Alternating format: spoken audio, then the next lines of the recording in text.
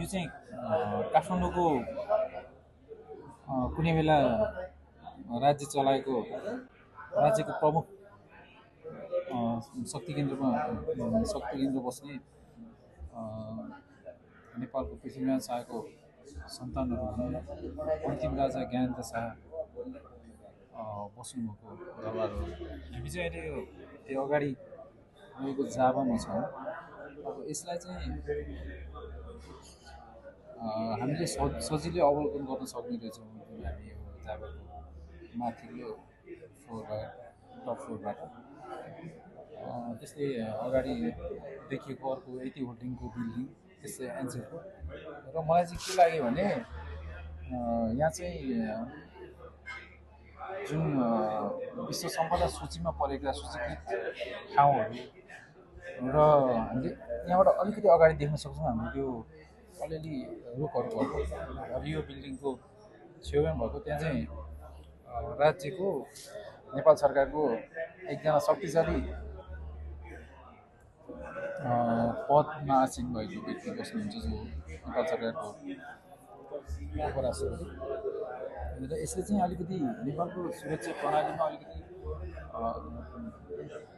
Serious देखिन्न।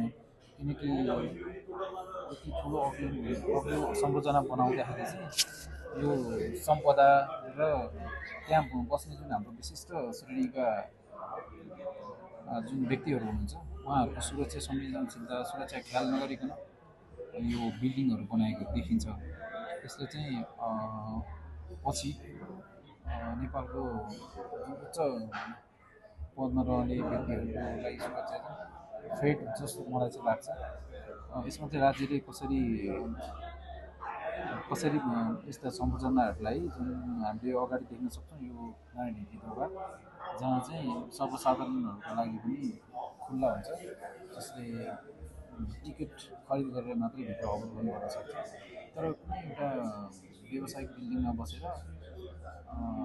एक डेढ कफीबाट सबै निरीक्षण गर्न सकिने भनेको चाहिँ अब यसलाई चाहिँ व्यावसायिकता भन्ने कि नभन्ने कुरा चाहिँ प्रश्न रह्यो।